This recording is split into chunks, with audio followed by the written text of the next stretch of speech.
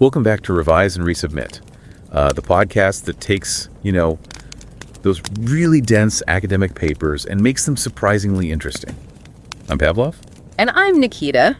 Imagine you're staring at your calendar and you see it.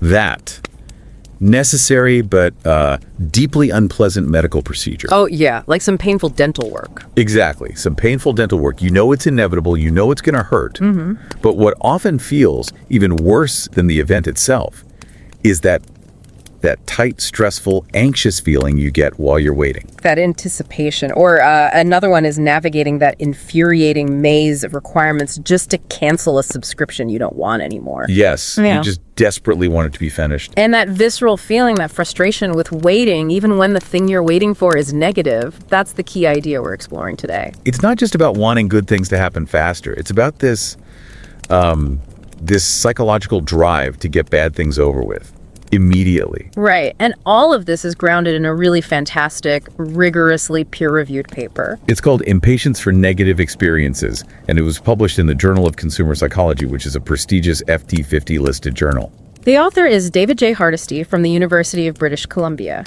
And I have to say, for anyone interested in the logic behind consumer choice, this article is just a brilliant roadmap. It really is. And we really urge you to read it. Whether you're a longtime subscriber or not, just make some time for this one. We put the link in the show notes. Please do. It shows how theory development can completely recontextualize an entire field. And that's our mission here. For anyone just starting their academic journey, especially in consumer behavior, this paper is a perfect example of how a simple shift in definition can suddenly make sense of things that, for decades, seemed like anomalies. We're going to break down Hardisty's main argument and then show how it neatly solves 4 major puzzles from the literature. So maybe let's start with a simple summary, just to set the stage. Good idea. So historically, impatience was defined really narrowly.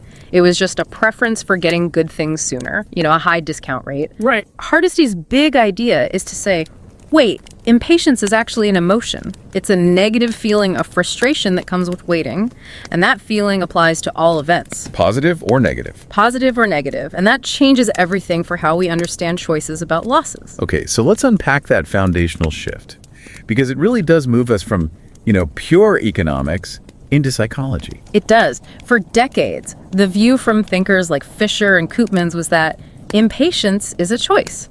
You take $10 today over $20 in a month. It's about sooner utility. And that makes perfect sense for gains. No problem there. Not at all. But when you try to apply that same logic to losses, you run into a huge contradiction. Because if impatience is just about enjoying things now, then an impatient person should, logically, always choose to delay a loss. So under that old way of thinking, the student who puts off their assignment until the last minute, they'd be called impatient. Exactly. They're delaying the painful task. But that just feels intuitively wrong, doesn't it? It does. It feels like the person who can't wait for a good thing is often the same person who rushes to get a bad thing over with. That's the core of it. The old definition just clashes with our reality. The breakthrough is shifting from the outcome, the choice, to the internal state, the feeling. And this is where Hardisty brings in Sweeney's process model of patience, the PMP. Yes. And the PMP is the theoretical engine here. It basically views patience not as the absence of a bad feeling, but as the active regulation of that bad feeling. So Hardisty is extending that. He's saying the emotion that needs regulating impatience is there no matter what you're waiting for. Precisely. Okay, so what's the evidence that this feeling of impatience is real or even strong when you're waiting for a bad thing? Well, he points to his own prior research from 2020. They did an experiment where they made people wait for something genuinely unpleasant in the lab. Which was? They had to eat a disgusting dirt-flavored jelly bean. Oh, that's good. Very visceral. It is. And a whopping 96% of the people waiting for that bad jelly bean reported feeling negative emotions. Just waiting. 96%. So almost everyone felt frustrated just sitting there. Yeah. And get this, it was even higher than the 90% who reported negative feelings while waiting for a good one, like a watermelon jelly bean. Wow. So the feeling of impatience can be even stronger when you're anticipating something bad. It seems so, which really validates this whole emotional definition. So the next question is why? What is the underlying psychological mechanism that pushes us to resolve things now, even negative things? It seems to come down to a very basic human drive for certainty. for resolution. Okay. Waiting, by its very nature, introduces uncertainty. Will the good thing actually happen? What exactly will the bad thing feel like? We have this powerful implicit goal, just resolve the situation and get rid of that ambiguity. So uncertainty is the common enemy. We want gains now to make sure we get them, and we want losses now to stop the anxious countdown. You got it. That drive for resolution is the glue here. And once you see it that way, a lot of other things just click into place. You mean those 4 anomalies you mentioned earlier? Things that seemed like weird quirks in the data before. Exactly. With this emotional resolution-focused definition, they suddenly make perfect sense. Okay, let's start with the first one. This is the finding that there's a really, really weak correlation between how someone discounts gains and how they discount losses. Right. This has been found over and over again. You measure someone's preference for, say, getting money now versus later. Then you measure their preference for paying a bill now versus later. And you'd think the two would be strongly related. You would, but the correlation is tiny. Sometimes it's slightly positive, sometimes slightly negative. Basically 0. So knowing if I'm patient for a reward tells you almost nothing about if I'm patient for a punishment. Why? It's because of a conflict of psychological forces that is unique to losses. We've got 2 main things pushing our choices. Okay. First, there's the emotion of impatience, the drive for resolution. That pushes for sooner gains and sooner losses. Get it all over with. And the second force. That's the more rational, practical stuff. Inflation, interest rates, the fact that you might not be around later. That pushes for sooner gains and later losses. Ah, I see it. So for gains, both forces are aligned. Emotion and logic both say, take it now. Exactly. But for losses, they're fighting each other. Your emotions are screaming, get this over with, stop the anxiety. While your rational brain is saying, no, delay the pain, keep your money for as long as possible. And because you have this internal battle going on specifically on the loss side, the behavior you see on the outside, the discount rate, becomes messy and unpredictable. Which explains the near zero correlation. It's not that people are inconsistent, it's that they're conflicted. Perfectly put. It's a beautiful theoretical explanation for why the data looks so messy. All right, let's move to anomaly number 2, the sign effect. The idea that losses are discounted much less than gains. Yeah, this one is super robust. Study after study shows that if you offer people a good thing, like a check or a vacation, They want it now. overwhelmingly, like 77% will choose to get it now. But if you offer them a choice with a loss, like a bill or being sick, only about 48% choose to delay it. So it's almost a 50-50 split for losses. That's a huge difference. Rationally, those preferences should be mirror images, but they're not. And again, it's that emotional conflict.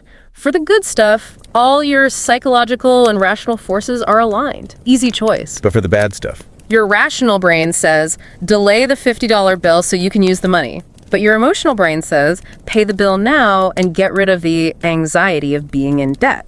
so people are constantly choosing between those two things. And if they choose to pay now, they're essentially paying a premium just to get rid of the emotional cost of waiting. Yes. And think about the marketing implications. A company offering $0 down, 0 payments for 6 months is appealing to that rational force. But they have to realize they might be alienating nearly half their customers. The ones whose emotional impatience makes that delay feel really stressful. The anxiety of having that debt just hanging over their heads outweighs the benefit of the delay. That makes total sense. Okay, let's tackle the third one, which feels like the most paradoxical of all. The reversal of the magnitude effect. Yeah, this one's a bit of a mind bender. So for gains, we know people are more patient for bigger rewards. You'll wait 6 months for $500, but you'll take $5 right now. Okay, standard stuff. But for losses, this effect can actually reverse. People sometimes show what we'd call negative discount rates. They prefer a larger, sooner loss over a smaller, later one. Wait, so you're saying I would choose to pay $5 now instead of $4 next month? Economically, it sounds perverse, but people do it. And Hardisty's explanation here is brilliant. He says the emotion of impatience acts like a fixed cost. A fixed cost. What do you mean by that? The feeling of annoyance, the mental energy you spend thinking about something you have to do, that feeling doesn't really scale up or down with the dollar amount. So the anxiety is a relatively constant cost, whether it's for a $5 issue or a $50 issue. Exactly. So think about a small negative event, like an annoying email you need to answer. The actual task is trivial. Right. But the emotional cost of having it hanging over your head, that fixed annoyance, feels huge in comparison. The impatience dwarfs the task, so you just do it to get it over with. You're neutralizing the anxiety. You are, but now think about a huge negative event. Writing a 300-page manuscript or a $4,000 car repair. Okay. Now, that emotional fixed cost of impatience is totally dwarfed by the massive rational cost and difficulty of the task itself. So your rational brain kicks in and says, we have to postpone this. Right. The rational need to postpone the big difficult loss takes over. So this reframes procrastination. It's not just laziness, it can be a rational choice based on the scale of the task versus the fixed emotional cost of waiting. That is fascinating. And it has direct applications, like you said. If you want someone to wait for a reward, bundle things together to make the reward seem bigger. A great insight. Okay, last one. Anomaly 4. The delay speed-up effect and how it reverses for losses. This one is all about framing and reference points, isn't it? Completely. For gains, we know if the default shipping is same day, people hate delaying it to save $2. It feels like a loss. Right. But if the default is 1 week shipping, paying $2 to speed it up doesn't feel like enough of a gain. And Hardisty shows how our emotional impatience interacts with that framing. So let's apply it to a loss, like paying a bill. Okay. If you expect to pay now, that's the delay frame, you feel that impatience to get it over with. When you're offered a chance to delay, you're loath to delay your payment. You just want to close the loop. Exactly. Your discount rate is low. You'll stick with paying now just to get the resolution. But if the default is that you're scheduled to pay later... That's the speed up frame. Right. The anxiety isn't as immediate. You don't get enough emotional satisfaction from accelerating the payment, so you just stick with the later default. So the emotional pressure is hugely sensitive to what you perceive as the default. It is. Defaults are critical regulators of our emotional impatience. So as we start to wrap this up, what are the biggest takeaways here, both for, say, practitioners and for our academic listeners? Well, for managers and marketers, the big one is stop treating losses as the mirror image of gains. They just aren't. Right. While express shipping for a product is great, an offer to delay a payment creates real anxiety for almost half the market. And for academics. For academics, it's this fresh perspective that impatience isn't necessarily a vice or a character flaw. Hardisty argues it's an adaptive signal, like pain or fear. It's just a negative reaction to temporal uncertainty. Which opens up some really interesting new doors. It does. It makes you wonder when we should actually try to nurture impatience instead of just trying to regulate it. What do you mean? Well, in preventative health, for example. If you can harness that impatience to resolve uncertainty, maybe you can motivate someone to get a slightly painful vaccine now, the small loss, to avoid the massive loss of getting really sick later. Using impatience as a tool for self-control, not a failure of it. Exactly. It's a powerful reframing. And that leads right into the future research questions that Hardisty brings up. The first one has to do with where the delay comes from. Right. Does impatience feel different if the delay is imposed on you versus when you choose it? Like waiting for a medical result you can't control versus choosing cheaper, slower shipping. Exactly. He suspects the emotion is much stronger when it's imposed because you lose that sense of control you need for resolution. That's a huge area to explore. And the second question is about methodology. We've been using these discount rate tasks for years. And they only have modest correlations with real-world behavior like credit card debt or smoking. So the question is, should we stop just inferring patience from choices? And maybe start directly measuring the emotion itself, the subjective feeling of frustration and anxiety. Would that give us better predictions for people's major life choices? I suspect it might. You know, this whole discussion just reminds us that we are fundamentally conflicted creatures. We're pulled by this rational desire to maximize our utility and, at the same time, this emotional drive for immediate resolution. And Hardisty's work just shines this bright, unifying light on those conflicts. It gives you something to think about the next time you rush to answer an annoying email or pay off a tiny bill just to get it over with. Yeah, you're not being irrational, you're just paying that unavoidable emotional fixed cost of impatience. It's such a generative and thoughtful piece of work. It really is. Yeah. And, he concludes his paper by saying he hopes to see this extended to cover all sorts of consumer experiences. And then he adds a final thought, which I think is just perfect. He says, I'm impatient for it. And don't forget to subscribe to Revise and Resubmit on Spotify and Apple Podcasts. Until next time, keep those minds curious, keep questioning, and keep revising and resubmitting.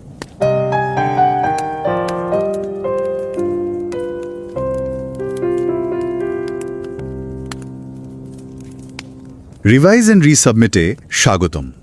আমি Pavlov. আর আমি নিকিতা। আচ্ছা, একটা কথা ভাবুন তো, কোনো কিছু কেনার পর তার দাম কি সাথে সাথেই দিয়ে দিতে ইচ্ছে করে? নাকি ওই যে আজকালকার option buy now pay later, ওগুলো বেশি ভালো লাগে? ঠিক। কিংবা ধরুন দাঁতের ডাক্তারের কাছে একটা বেশ কষ্টকর চিকিৎসার অ্যাপয়েন্টমেন্ট নেওয়া আছে। হ্যাঁ।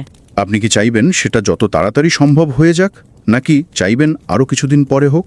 এই প্রশ্নগুলো শুনতে খুব সাধারণ লাগলেও এর পেছনে কিন্তু আমাদের মন কিভাবে কাজ করে তার একটা জটিল বিজ্ঞান লুকিয়ে আছে। আর আজ আমরা ঠিক এই বিষয় নিয়েই কথা বলবো, একটি অসাধারণ গবেষণাপত্রের ওপর ভিত্তি করে। গবেষণাপত্রটির শিরোনাম হল ইম্পেশেন্স ফর নেগেটিভ এক্সপিরিয়েন্সেস। এটি লিখেছেন ডেভিড জে হার্ডিস্টি। উনি দি ইউনিভার্সিটি অফ ব্রিটিশ কলাম্বিয়ার সাথে যুক্ত। আর সবচেয়ে গুরুত্বপূর্ণ বিষয় হল এটি প্রকাশিত হয়েছে বিশ্বখ্যাত জার্নাল অফ কনজিউমার সাইকোলজিতে, যা কিনা একটি FT50 তালিকাভুক্ত জার্নাল। মানে ব্যবসা আর মনোবিজ্ঞানের জগতে এটিকে অন্যতম সেরা একটা প্রকাশনা হিসেবে ধরা হয়। একদম। আর ঠিক এ কারণেই আমাদের একটা আন্তরিক অনুরোধ থাকবে, এই চ্যানেলটি সাবস্ক্রাইব করা হোক বা না হোক, আমাদের শ্রোতারা যেন এই গভীর এবং সূক্ষ্মভাবে পর্যালোচিত গবেষণাপত্রটি পড়ার জন্য কিছুটা সময় বের করেন। লিঙ্ক শো নোটসে দেওয়া আছে। এটা পড়ার অভিজ্ঞতাটাই মানে অন্যরকম। হ্যাঁ, আর যারা একাডেমিক গবেষণার জগতে নতুন তাদের জন্য একটু সহজ করে প্রেক্ষাপটটা বলি। অবশ্যই। এতদিন ধরে আমরা কি জেনে এসেছি? অধৈর্য মানে হলো তাড়াতাড়ি পুরস্কার বা ভালো কিছু চাওয়া, আর শাস্তি বা খারাপ কিছু দেরিতে ভোগ করতে চাওয়া। যেমন একজন ছাত্র যে পরীক্ষা পিছিয়ে দিয়ে আজ পার্টি করতে যায় তাকে আমরা অধৈর্য বলি। কিন্তু এই গবেষণাপত্রটি এই পুরো ধারণাটাকেই মানে চ্যালেঞ্জ করছে। কিভাবে? এখানে বলা হচ্ছে অধৈর্য আসলে কোনো পছন্দ বা সিদ্ধান্ত নয়, এটা একটা অনুভূতি। একটা অনুভূতি? হ্যাঁ, অপেক্ষা করার কারণে যে একটা অস্বস্তি বা হতাশা তৈরি হয়, সেটাই হলো অধৈর্য। আর সবচেয়ে মজার ব্যাপার হলো এই অনুভূতিটা শুধু ভালো জিনিসের জন্য নয়, খারাপ জিনিসের জন্যও হতে পারে। মানে খারাপ অভিজ্ঞতার ক্ষেত্রে আমাদের মন বলে যা হওয়ার তাড়াতাড়ি হয়ে যাক বাবা। একদম। আমার কাছে অর্থনীতির পুরনো ধারণাটা সবসময় একটু খটমট লাগতো। মানে যে মানুষটা একটা পুরস্কার পাওয়ার জন্য অধৈর্য, সেই আবার একটা খারাপ জিনিসকে ঠেলে দূরে সরিয়ে দেবে, এটা কেমন যেন মেলে না। একই মানুষ দুটো উল্টো কাজ কেন করবে? ঠিক এই পয়েন্টটাই এখানে মূল বিষয়। হার্ডিস্টি এখানে কেট সুয়েনের প্রসেস মডেল অফ পেশেন্স থেকে অনুপ্রেরণা নিয়েছেন। PMP মডেল, তাই তো? হ্যাঁ, এই মডেলটাই প্রথম বলে যে অধৈর্যকে একটা পছন্দ হিসেবে না দেখে একটা অনুভূতি হিসেবে ভাবা উচিত। আর সেই অনুভূতিটা হলো অপেক্ষা করার কষ্ট। আর হার্ডিস্টির অবদান? তার অবদান হলো তিনি এই ধারণাটাকে নেতিবাচক বা খারাপ অভিজ্ঞতার জগতেও নিয়ে এসেছেন। তার মানে যখন আমরা কোনো কিছুর জন্য অপেক্ষা করি, সেটা ভালো হোক বা খারাপ, আমাদের মধ্যে একটা অস্থিরতা কাজ করে, আর আমরা সেই অস্থিরতা থেকে মুক্তি পেতে চাই। ঠিক তাই। তিনি তার একটি পুরনো গবেষণার ডেটা নতুন করে বিশ্লেষণ করে একটা অবাক করার মতো জিনিস খুঁজে পেয়েছেন। কিরকম? দেখা গেছে 96% অংশগ্রহণকারীকে যখন বলা হয়েছে তাদের একটা জঘন্য স্বাদের জেলিবিন খেতে হবে, তারা অপেক্ষা করার সময়টায় একটা নেতিবাচক অনুভূতি বোধ করেছেন। 96%? মানে প্রায় সবাই? হ্যাঁ, আর তার চেয়েও মজার ব্যাপার হলো যাদেরকে সুস্বাদু জেলিবিনের জন্য অপেক্ষা করতে বলা হয়েছিল, তাদের মধ্যে 90% একই রকম নেতিবাচক অনুভূতি বোধ করেছেন। তার মানে দাঁড়ালো খারাপ জিনিসের জন্য অপেক্ষা করার অস্বস্তিটা ভালো জিনিসের চেয়ে কম তো নয়, বরং কিছুটা বেশি হতে পারে। আমাদের মন চায় ভালো হোক বা খারাপ, বিষয়টা তাড়াতাড়ি মিটে যাক। আচ্ছা, এই যে অধৈর্যকে একটা অনুভূতি হিসেবে ভাবা হচ্ছে, এটা তো শুধু একটা সুন্দর তত্ত্বকথা নয়। না, একদমই না।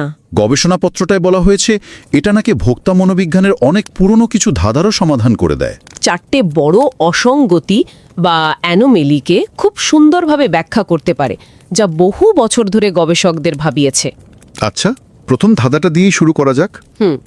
কেন এমন হয় যে মানুষটা পুরস্কার তাড়াতাড়ি চায়, সেই আবার একটা বিল দিতে দেরি করতে চায়? মানে লাভ আর ক্ষতির ক্ষেত্রে আমাদের পছন্দের মধ্যে সম্পর্ক এত কম কেন? ঠিক, দুটো তো একই অধৈর্য স্বভাবের লক্ষণ হওয়া উচিত, তাই না? হ্যাঁ। দেখুন, প্রচলিত মডেল দিয়ে এটা ব্যাখ্যা করা মুশকিল, কিন্তু অধৈর্যকে যদি আমরা একটা অনুভূতি হিসেবে দেখি, তাহলে এর একটা ব্যাখ্যা পাওয়া যায়। কি সেটা? দেখুন, অধৈর্য নামক অনুভূতিটা আমাদের ভেতরের একটা শক্তি, যা আমাদের ভালো এবং খারাপ দুটি জিনিসই তাড়াতাড়ি শেষ করার জন্য ঠেলে দেয়। আচ্ছা, কিন্তু খারাপ জিনিসের ক্ষেত্রে আর একটা উল্টো শক্তিও কাজ করে। সেটা কি? সেটা হলো অনিশ্চয়তা এড়ানোর প্রবণতা। যেহেতু ভবিষ্যৎ অনিশ্চিত, তাই আমাদের মনের একটা অংশ বলে ক্ষতিটা পরে দেখা যাবে, কি হয় না হয়। ওহ, হয়তো পরে সামলে নেওয়া যাবে বা ওটা দিতেই হবে না, এরকম একটা ভাবনা। একদম। ওহ, তার মানে খারাপ অভিজ্ঞতার ক্ষেত্রে আমাদের মনের ভেতর দুটো শক্তি লড়াই করছে। একটা হলো অধৈর্য, যা বলছে এক্ষুনি শেষ করো, আর আরেকটা হলো যুক্তি, যা বলছে পরে দেখা যাবে। আচ্ছা আচ্ছা, ঠিক তাই। এই যে দুটো উল্টো দিকের টানাপোড়েন, এর জন্যই শেষ পর্যন্ত ফলাফলটা অস্পষ্ট হয়ে যায়। কেউ অধৈর্যের কারণে এখনই ক্ষতি মেটাতে চায়, আবার কেউ যুক্তির কারণে পরে। আর এ কারণেই লাভ আর ক্ষতির পছন্দের মধ্যে কোনো শক্তিশালী সম্পর্ক দেখা যায় না। একদম। এই দুটো শক্তির লড়াইয়ের কথা যা বললেন, এটার সাথেই কি পরের ধাঁধাটা মানে সাইন এফেক্টের কোনো যোগ আছে? সরাসরি যোগ আছে। যেখানে বলা হচ্ছে লাভের ক্ষেত্রে আমরা একরকম ভাবি আর ক্ষতির ক্ষেত্রে অন্যরকম। হ্যাঁ, গবেষণাপত্রের একটা পরিসংখ্যান দিলে বিষয়টা পরিষ্কার হবে। ৭৭% মানুষ কোনো পুরস্কার, যেমন ধরুন $50, এখনই পেতে চান। এটা তো স্বাভাবিক। কিন্তু মাত্র ৪৮% মানুষ কোনো ক্ষতি, যেমন $50 বিল, বিলম্বিত করতে চান। হ্যাঁ, তার মানে অর্ধেকেরও বেশি মানুষ 52% বিলটা বিলম্বিত করতে চান না। হ্যাঁ, তারা এখনই দিয়ে দিতে চান বা এ বিষয়ে নিরপেক্ষ। এটা তো আমাদের সাধারণ ধারণার একদম উল্টো। ঠিক এখানেই অধৈর্যের নতুন সংজ্ঞাটা কাজে লাগে। ভালো জিনিসের ক্ষেত্রে কি হয় ভাবুন, আমাদের অধৈর্য, অনিশ্চয়তা থেকে মুক্তি সব কিছুই বলে যে পুরস্কারটা এখনই নিয়ে নাও। তাই প্রায় 77% মানুষ সেদিকেই ঝোঁকে। কিন্তু খারাপ জিনিসের ক্ষেত্রে, যেমনটা আমরা আগেই বললাম, একটা দ্বন্দ্ব তৈরি হয়। অধৈর্য আমাদের বলে এখনই ঝামেলা শেষ করো, আর যুক্তি বলে পরে দেখা যাবে। আর এই দ্বন্দ্বের কারণেই মানুষ প্রায় অর্ধেক অর্ধেক ভাগ হয়ে যায়। ঠিক তাই। এটা তো সত্যি। আমার নিজেরই মনে আছে, একটা ছোট মোবাইল বিল সাথে সাথে দিয়ে দিয়েছি, কিন্তু গাড়ির বড় পেমেন্টটা শেষ দিন পর্যন্ত ফেলে রেখেছিলাম। এই যে ছোট আর বড় ক্ষতির ব্যাপারটা, এটা নিয়েও তো একটা ধাঁধা আছে, তাই না? Magnitude effect. হ্যাঁ, এবং এটা আরও মজার।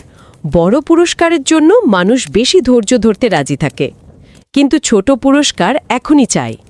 কিন্তু ক্ষতির ক্ষেত্রে ব্যাপারটা পুরো উল্টো। একদম।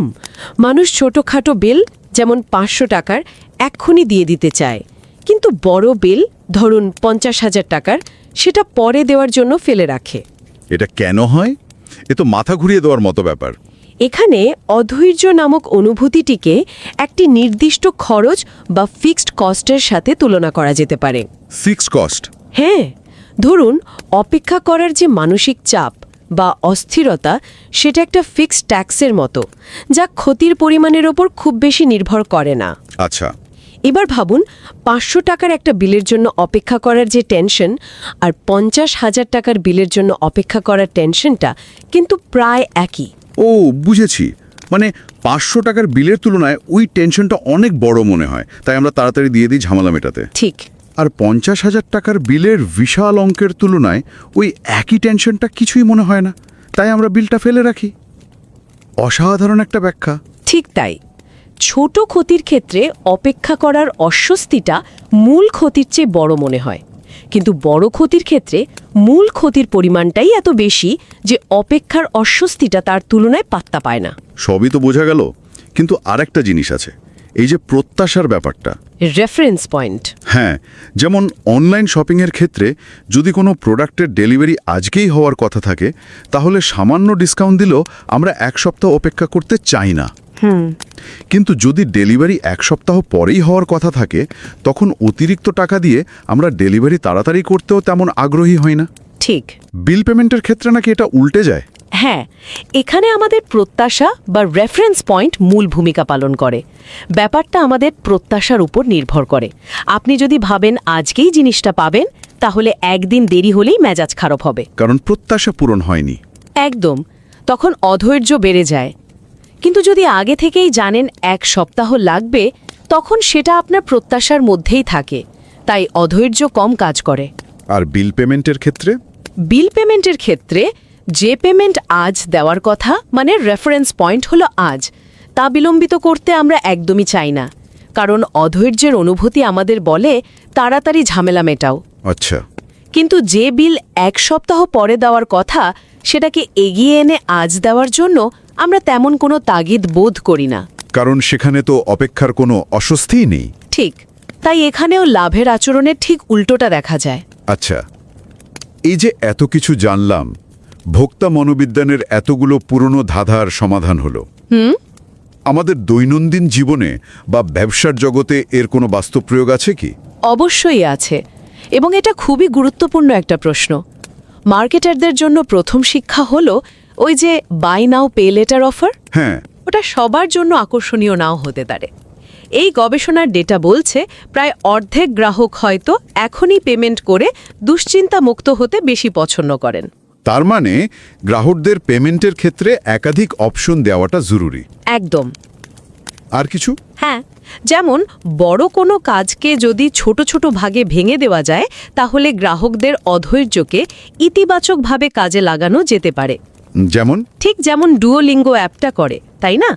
প্রতিদিন ছোট ছোট লেসন শেষ করার মাধ্যমে ব্যবহারকারীরা দ্রুত একটা কিছু অর্জনের অনুভূতি পায়, যা তাদের অধৈর্যকে সন্তুষ্ট করে এবং তাদের অ্যাপে ধরে রাখে। তার মানে অধৈর্যকে সবসময় একটা খারাপ জিনিস হিসেবে দেখার দরকার নেই। একদমই না। এটাকে কাজেও লাগানো যায় 100 বার। গবেষণাপত্রটিতে এই নতুন ধারণাটাই তুলে ধরা হয়েছে। অধৈর্যকে সবসময় দমন না করে একে একটা শক্তি হিসেবে ব্যবহার করা যেতে পারে। যেমন? বিল পরিশোধ করা বা স্বাস্থ্য পরীক্ষা করানো। ঠিক, ভ্যাকসিন নিতে যাওয়া এইসব ক্ষেত্রে অধৈর্য একটা শক্তিশালী অনুপ্রেরণা হতে পারে। এখনই একটু কষ্ট করে ঝামেলা মিটিয়ে ফেলবো নাকি পরে বড় সমস্যায় পড়ব, এই ভাবনাটা আমাদের দ্রুত কাজ করতে উৎসাহ দেয়। আর কোম্পানিগুলো কিভাবে এটা ব্যবহার করতে পারে? কোম্পানিগুলো প্রিমিয়াম সার্ভিসের জন্য গ্রাহকদের মধ্যে অধৈর্য তৈরি করতে পারে, যেমন কোনো সিনেমার আর্লি অ্যাক্সেস দেওয়া অথবা কোনো পণ্যের দ্রুত ডেলিভারির অপশন রাখা। একদম। মানুষ অধৈর্য হয়ে এর জন্য অতিরিক্ত অর্থ খরচ করতেও রাজি থাকে। পুরো আলোচনাটাই খুব ভাবনার উদ্রেককারী। গবেষণাপত্রটি শুধু কিছু পুরনো ধাঁধার সমাধানই করছে না, বরং ভবিষ্যতে গবেষণার জন্য নতুন কিছু দরজাও খুলে দিচ্ছে। ঠিক। তাহলে এই গবেষণার পর আমাদের মনে কি কি নতুন প্রশ্ন আসা উচিত? দুটো খুব মজার প্রশ্ন দিয়ে শেষ করা যেতে পারে, যা গবেষণাপত্রে উল্লেখ করা হয়েছে। আচ্ছা।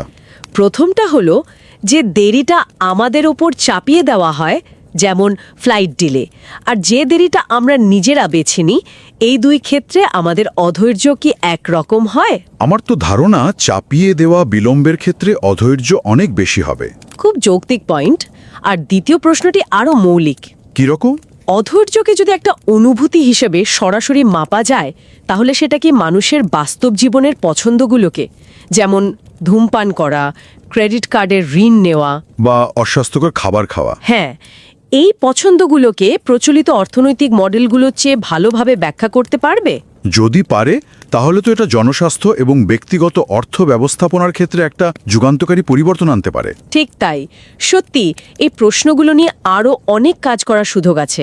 আলোচনা শেষে লেখকের একটি মজাদার উক্তি ছিল না? হ্যাঁ, তিনি কেট সুইনির প্রসেস মডেল অফ পেশেন্সের প্রশংসা করে বলেছেন যে এটি ভোক্তা মনোবিজ্ঞানে একটি নতুন দিগন্ত খুলে দিয়েছে।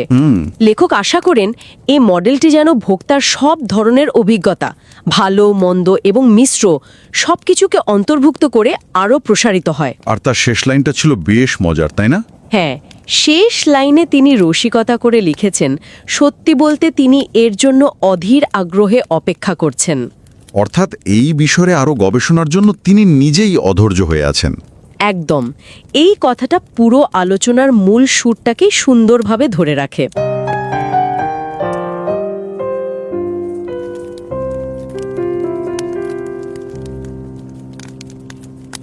नमस्कार, रिवाइज एंड रीसबमिट में आपका स्वागत है। मैं हूं पावलोव और मैं हूं निकिता। कभी सोचा है जब किसी बिल के आने का इंतजार कर रहे होते हैं तो एक अजीब सी बेचैनी क्यों होती है? या जब अमेज़न से कोई पैकेज आने वाला हो तो हर घंटे दरवाजे की तरफ क्यों देखते हैं? हाँ, ये तो होता है। हम सबने महसूस किया है, पर सवाल ये है कि जब किसी दर्दनाक डेंटल अपॉइंटमेंट का इंतजार करना हो तो हम उसे जल्द से जल्द निपटाना क्यों चाहते हैं? सही बात है।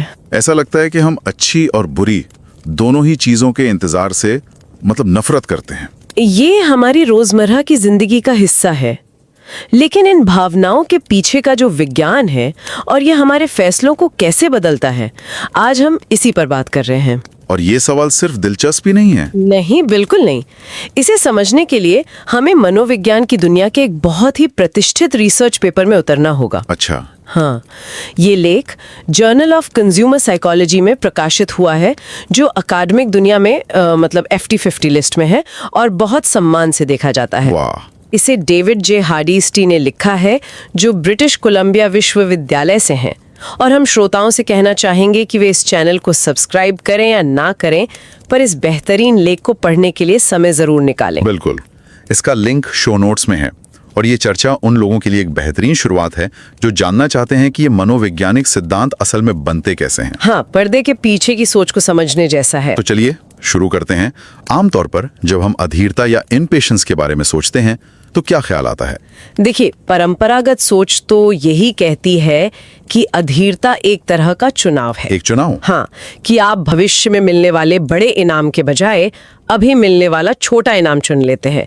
जैसे 1 महीने बाद 2000 रुपए लेने के बजाय आप अभी 1000 रुपए लेना पसंद करेंगे। हाँ, ये तो सीधा साधा लालच लगता है। पर अगर इसी लॉजिक को हम किसी बुरी चीज पर लागू करें तो मतलब एक अधीर इंसान को तो नुकसान को टालना चाहिए, है ना? जैसे कोई छात्र आज दोस्तों के साथ घूमने के लिए अपना जरूरी असाइनमेंट कल पर टाल दे। सही पॉइंट है। पर यह बात थोड़ी अजीब लगती है। क्या एक अधीर व्यक्ति दर्द या नुकसान को देर से चाहेगा? ये तो अधीरता के विचार से मेल नहीं खाता। आपने बिल्कुल सही नस पकड़ी है। और यहीं पर ये पेपर एक क्रांतिकारी आइडिया सामने रखता है। क्या है वो? ये कहता है कि अधीरता कोई चुनाव नहीं बल्कि एक भावना है। एक भावना? हाँ, इंतजार करने की एक नेगेटिव, बेचैन करने वाली, झुंझलाहट भरी भावना। सोचिए, आपको एक मिट्टी के स्वाद वाली जली बीन खानी है। हाँ, क्या उदाहरण है? आप जितनी देर इंतजार करेंगे, आपके मन में उसका वो घिनौना स्वाद उतना ही बड़ा होता जाएगा। सही है। इससे तो अच्छा है कि खा के खत्म करो। बिल्कुल, ये इसे अभी खत्म करो वाली भावना है। और ये सिर्फ बुरी चीजों के लिए नहीं है। अच्छा। शोधकर्ताओं ने एक प्रयोग में पाया कि जब लोगों को एक खराब स्वाद वाली जेली बीन खाने का इंतजार करना पड़ा तो 96% लोगों ने बेचैनी महसूस की।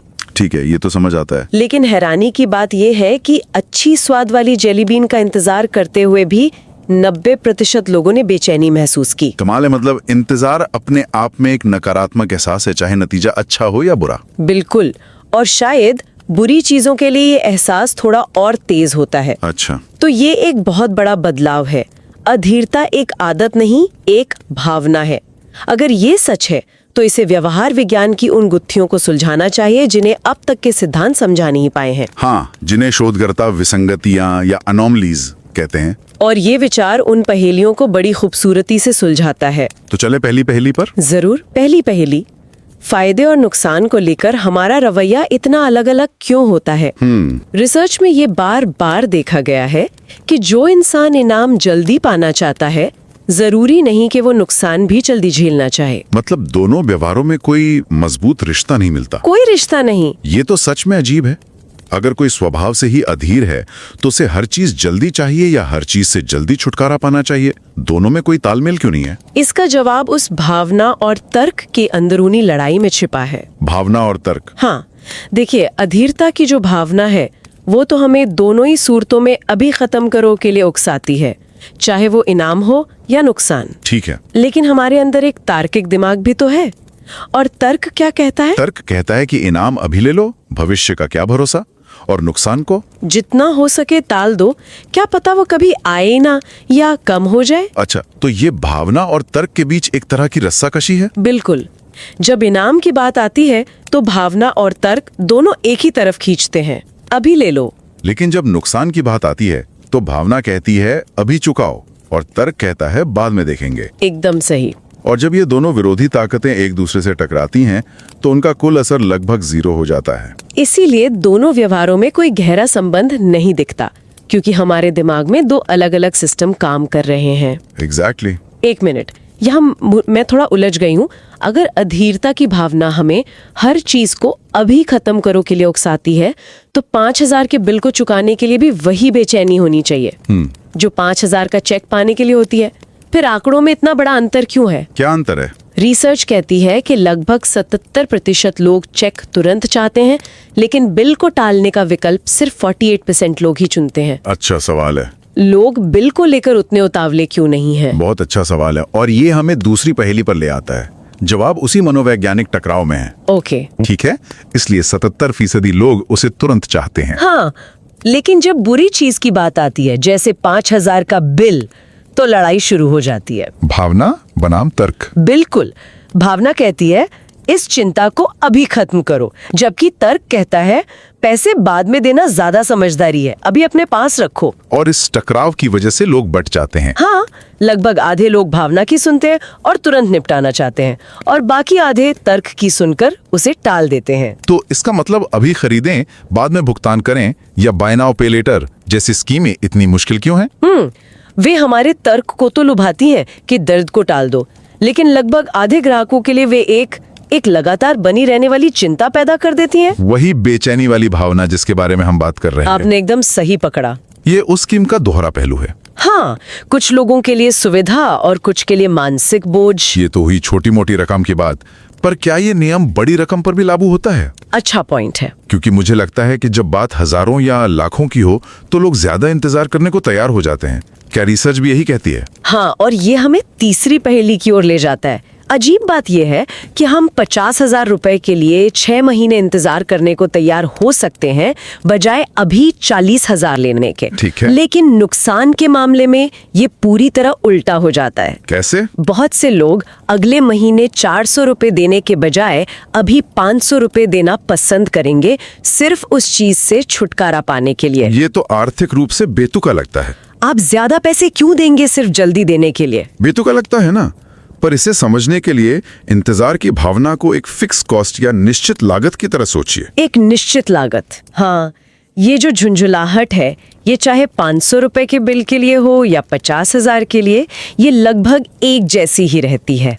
अच्छा, तो जब नुकसान छोटा होता है, मान लीजिए 500 रुपए, तो इंतजार की ये निश्चित लागत या बेचैनी उस रकम के मुकाबले बहुत बड़ी लगती है। सही बात है। इसलिए हम उसे तुरंत चुकाकर उस बेचैनी से छुटकारा पाना चाहते हैं, जैसे 100 रुपए का पार्किंग टिकट। बिल्कुल। वो मानसिक शांति उन 10-20 रुपए से ज्यादा कीमती लगती है। लेकिन जब नुकसान बहुत बड़ा होता है, हाँ, मान लीजिए 5 लाख का, तो उसे 1 साल के लिए टालने से जो मानसिक और आर्थिक राहत मिलती है, वो इंतजार की उस निश्चित लागत से कहीं ज्यादा होती है। तो बड़े नुकसान को हम ज्यादा टालना चाहते हैं। ये सब अनुपात का खेल है। बिल्कुल। ये वाकई कमाल का है। और ये आखिरी पहेली तो मुझे सबसे ज्यादा दिलचस्प लगती है। कौन से? कि हम कुछ खो रहे हैं। हाँ, लेकिन अगर एक हफ्ते में शिपिंग डिफॉल्ट है, तो हम उसी सेम डे डिलीवरी के लिए 100 रुपए अतिरिक्त देने को तैयार नहीं होते। तब वो एक फालतू खर्च लगता है। पर ऐसा क्यों होता है? फैसला तो वही है, 100 रुपए और एक हफ्ते का समय। यहाँ संदर्भ बिंदु या रेफरेंस पॉइंट की भूमिका बहुत अहम है। Reference point. हमारा दिमाग हर चीज को एक शुरुआती बिंदु के संबंध में देखता है। जब कोई चीज हमारे अपेक्षित समय से ज्यादा देर से होती है, तो ये हमें अनुचित लगता है और हमारी भावनात्मक अधीरता बढ़ जाती है। तो हम डिफॉल्ट से देरी नहीं चाहते क्योंकि ये एक नुकसान जैसा महसूस होता है। बिल्कुल, लेकिन जब कोई चीज पहले से ही देर से आने वाली हो, तो उसे और जल्दी पाने के लिए हम अतिरिक्त मेहनत नहीं करना चाहते, क्योंकि वो एक अतिरिक्त फायदे जैसा लगता है जिसके लिए हमें कीमत चुकानी पड़ रही है। एग्जैक्टली। वाह, तो कंपनियों के लिए ये एक सुपर पावर जैसा है। सिर्फ डिफॉल्ट ऑप्शन सेट करके वे हमारे खर्च करने का तरीका बदल सकती हैं। बहुत ज्यादा।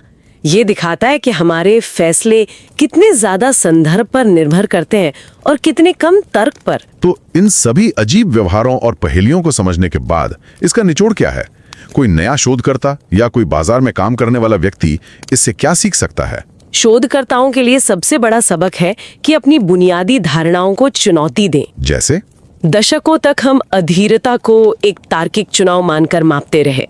ये पेपर कहता है नहीं, लोगों से पूछो कि वे कैसा महसूस कर रहे हैं, उनकी भावनाओं को सीधे तौर पर मापो। और ये भी कि एक ही व्यवहार के पीछे कई कारण हो सकते हैं। हाँ, और कभी-कभी एक दूसरे के विरोधी मनोवैज्ञानिक कारण। और बाजार में काम कर रहे लोगों के लिए, उनके लिए तो इसके सीधे सीधे सबक हैं। पहला, बाय नाउ पे लेटर जैसी स्कीमें हर किसी के लिए नहीं है, क्योंकि वे आधे ग्राहकों के लिए चिंता का स्रोत बन सकती है। सही। दूसरा, जो सेवाएं बड़े कामों को छोटे छोटे हिस्सों में तोड़ देती हैं, जैसे डुओलिंगो ऐप पर रोज 5 मिनट का पाठ, वो ज्यादा आकर्षित करती हैं। हाँ। क्योंकि वे एक बड़े काम के अंतहीन इंतजार के बजाय छोटे छोटे काम तुरंत निपटाने की संतुष्टि देती हैं। और तीसरा, डिफॉल्ट सेट करना एक बहुत ही शक्तिशाली टूल है। इस पूरी चर्चा का जो सबसे ताजगी भरा पहलू मुझे लगा वो ये है कि ये अधीरता को एक चारित्रिक दोष या कमजोरी के रूप में नहीं देखती। सही कहा। ये इसे एक उपयोगी भावनात्मक संकेत मानती है, दर्द की तरह। ये हमारे दिमाग का एक एक्शन सिग्नल है जो हमें कह रहा है इस अनिश्चितता को खत्म करो, चाहे वो अच्छी हो या बुरी हो। ये एक बहुत बड़ा मानसिक बदलाव है जो हमें खुद को आलसी या लालची समझने से बचाता है। बिल्कुल। और पेपर हमें एक दिलचस्प सवाल के साथ छोड़ जाता है। ऐसी कौन सी स्थितियां हो सकती हैं जहां हमें अधीरता को दबाने के बजाय उसे बढ़ावा देना चाहिए? ये तो सोचने वाली बात है। शायद निवारक स्वास्थ्य देखभाल या प्रिवेंटिव हेल्थ केयर में। कैसे? जैसे लोगों को ये विकल्प देना कि क्या आप अभी एक छोटा सा टीका लगवाना चाहेंगे या बाद में हफ्तों तक बिस्तर पर पड़े रहने का इंतजार करेंगे। बिल्कुल। इस तरह से पेश करने पर शायद लोग सही फैसला जल्दी लें, और ये हमें भविष्य के शोध के लिए कुछ और विचारोत्तेजक प्रश्नों के साथ छोड़ जाता है। जैसे कि पहला, क्या अधीरता का अनुभव तब अलग होता है जब देरी हम पर थोपी जाती है बनाम जब हम खुद देरी चुनते हैं? जैसे जब फ्लाइट लेट हो तो ज्यादा झुंझलाहट होती है बजाय इसके कि हम खुद अगली फ्लाइट बुक करें। हाँ। और दूसरा, क्या पारंपरिक तरीकों के बजाय अधीरता की इस भावना को सीधे मापने से हम धूम्रपान या क्रेडिट कार्ड ऋण जैसे वास्तविक जीवन के व्यवहारों की बेहतर भविष्यवाणी कर सकते हैं? ये ऐसे सवाल हैं जो उपभोक्ता मनोविज्ञान की हमारी समझ को और भी गहरा करेंगे।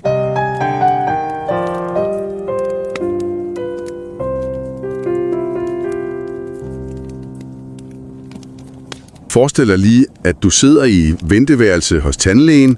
Du har en tid til en rodbehandling, som du godt ved bliver ubehagelig. Pludselig kommer receptionisten hen til dig og siger, der er sket en aflysning. Vil du have din behandling overstået nu, eller vil du hellere komme tilbage og få det gjort de næste uge? Hvad vælger du? Og hvad fortæller dit valg egentlig om din utålmodighed? For det her handler jo ikke om at vente på noget godt. Det handler om at vente på noget, der er uundgåeligt og træls.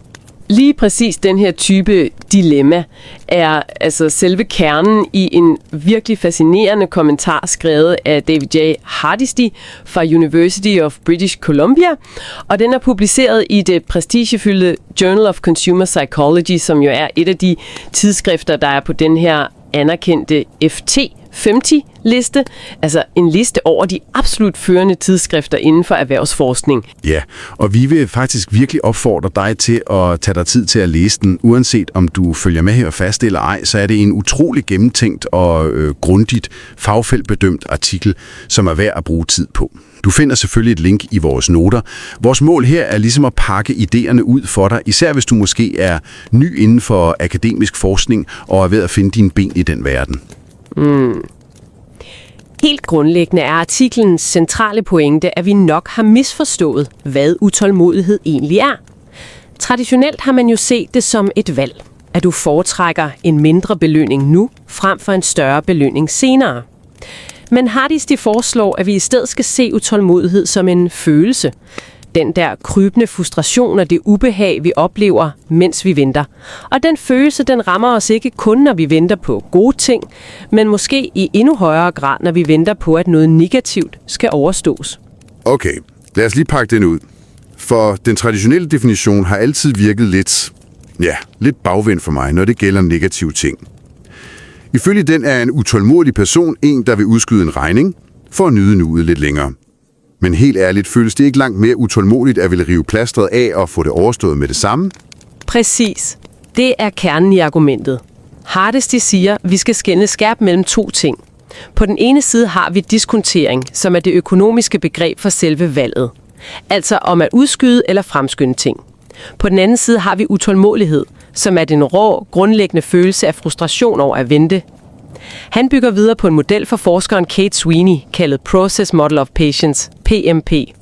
Og det revolutionerende ved den er, at den adskiller følelsen af utålmodighed fra vores evne til at håndtere den. Okay, så at føle utålmodighed er ikke det samme som at handle utålmodigt? Lige præcis. Men han er ikke helt enig med hende i definitionen. Nej, det læste jeg godt. Sweeney definerer utålmodighed som noget, der opstår, når en forsinkelse føles urimelig. Det lyder jo logisk nok. Hvorfor er han uenig i det? Fordi han mener, at det er en alt for snæver definition. Hardisty påpeger, at et barn jo kan være udholdeligt utålmodig op til sin fødselsdag, eller vi kan trippe for at få fri klokken 17 en fredag. Der er jo intet urimeligt ved de forsinkelser. Det er bare sådan, tid fungerer. Utålmodighed er selve den grundlæggende, universelle følelse af at vente på en afklaring. Punktum. Og den følelse er altså lige så stærk, eller måske endda stærkere for de dårlige ting? Det ser sådan ud. I en genanalyse af nogle tidligere data, kiggede man på folk, der ventede på at skulle spise en jellybean. For den ene gruppe var det en med lækker smag, for den anden var det en med en virkelig ulækker smag, som jord eller peber. Og det viste sig, at 96% af dem, der ventede på den dårlige oplevelse, rapporterede negative følelser, sammenlignet med 90% af dem, der ventede på den gode. Okay, så følelsen af at ville have det overstået er utrolig stærk. Ja, meget reel. Det handler om et dybt menneskeligt ønske om at fjerne usikkerhed og få afsluttet en situation, så vi kan komme videre.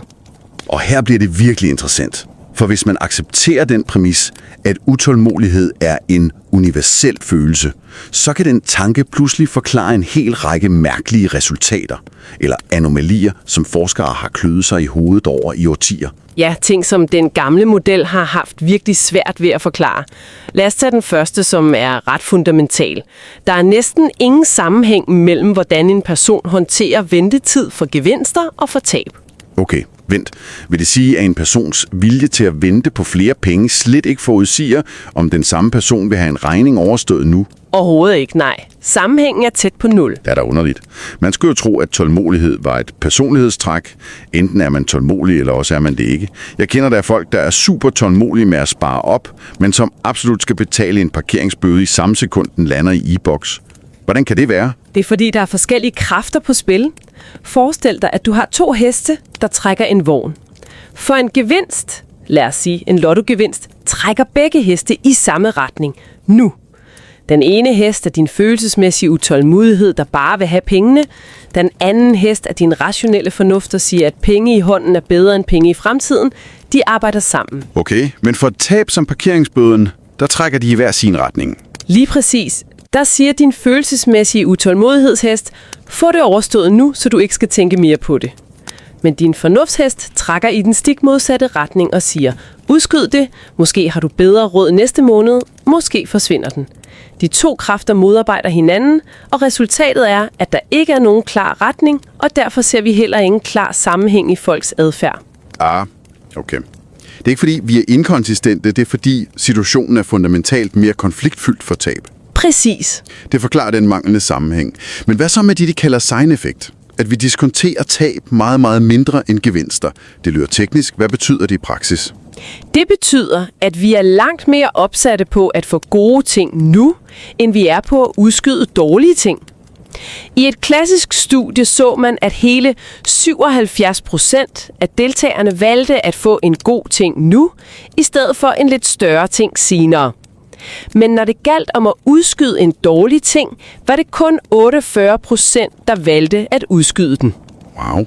Så for gevinster er det næsten 8 ud af 10, der siger ja, tak nu. Men for tab er det næsten 50-50. Hvor har den enorme forskel? Det er præcis den samme dynamik med de modstridende kræfter. For gevinsten er valget let. Følelsen og fornuften er enige. Nu. For tabet er der, som vi lige har talt om, den her indre konflikt.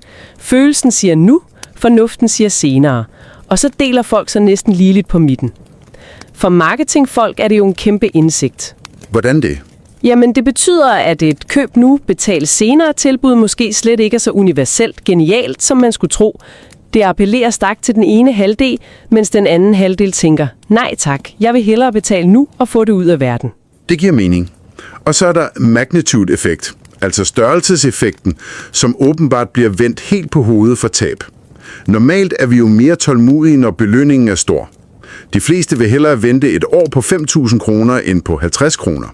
Men for tab er det omvendt. Det virker jo helt skørt. Ja, det er kontraintuitivt, ikke? Mange vil hellere betale en bøde på 50 kroner nu, end at skulle betale 40 kroner om en måned. Økonomisk set giver det ingen mening. Du betaler 10 kroner for at slippe for at vente. Forklaringen er, at utålmodighed fungerer som en slags fast mental omkostning. Den irritation og det mentale bogholderi, der følger med, er nogenlunde den samme, uanset om det er en lille eller en stor ting. Ligesom den der ene irriterende, ubesvarede e-mail i indbakken.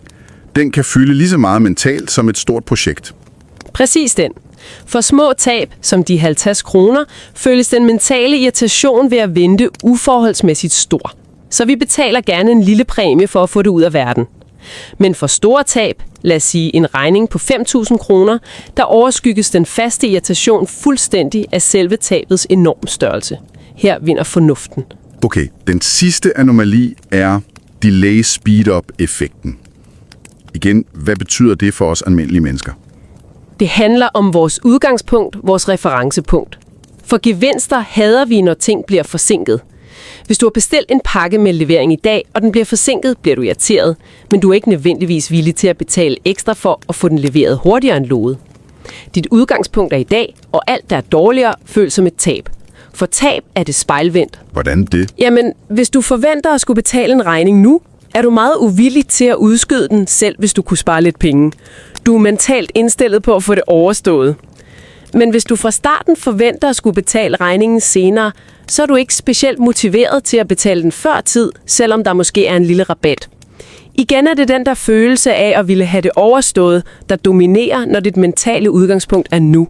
Så alt det her betyder i virkeligheden, at utålmodighed ikke er en dårlig ting. Altså ikke den der moralske brist, som det ofte bliver fremstillet som. Præcis. Det er bare et signal, ligesom smerte eller vrede er signaler. Det er en af de mest forfriskende pointer i artiklen.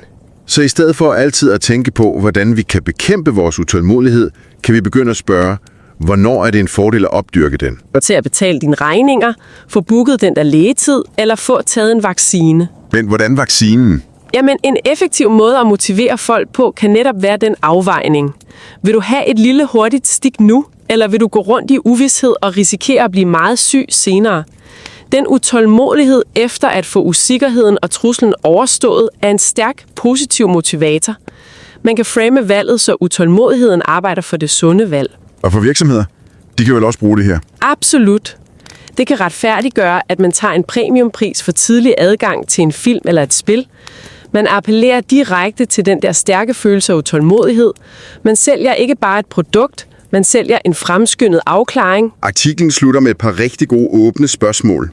Det første er, om det gør en forskel, om en forsinkelse er påtvunget som et forsinket fly, eller om vi selv har valgt den. Bliver man mere utålmodig, når man føler sig magtesløs? Det er et fremragende spørgsmål. Man kunne sagtens forestille sig, at følelsen af kontrol spiller en kæmpe rolle. Og det leder til det andet, endnu større spørgsmål. Kunne en direkte måling af følelsen af utålmodighed være en bedre forudsigelse af adfærd end de traditionelle valgeksperimenter? Hvad mener du med at måle følelsen direkte? Bare spørg folk, hvor frustrerede de er? Ja, helt basalt. I stedet for kun at se på deres valg i hypotetiske scenarier om penge, kunne man måle deres selvrapporterede frustration ved at vente. Det store spørgsmål er, om den måling bedre kan forudsige adfærd i den virkelige verden, ting som rygning, gældsætning, overvægt. Så de valg, folk træffer om penge i et eksperiment, forudsiger ikke ret godt, om de tager et kviklån i virkeligheden. Ikke så godt, som man skulle tro, nej. Og Hardistys artikel antyder, at det måske er fordi valgene slet ikke fanger den underliggende følelse. Måske ville det at måle den rå følelsesmæssige utålmodighed give os en meget stærkere forudsigelse af, hvem der har svært ved at modstå en cigaret eller et impulskøb. Det er et utroligt lovende spor.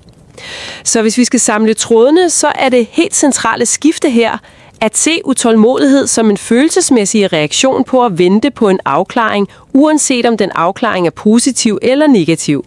Og den forståelse kan pludselig forklare en hel masse forbrugeradfærd, der tidligere virkede ulogisk. Næste gang du mærker den der rastløse trang til at få noget overstået, uanset om det er en irriterende e-mail eller en svær samtale, så prøv at stoppe op et øjeblik. I stedet for at dømme dig selv, så spørg, hvad er det, denne følelse prøver at fortælle mig? Er det et nyttigt signal, jeg skal handle på for at fjerne en mental byrde, eller er det bare en følelse, jeg skal anerkende og lade passere? Og måske vigtigst af alt, hvordan ville dit svar på det spørgsmål ændre sig, hvis konsekvenserne pludselig var 10 gange større?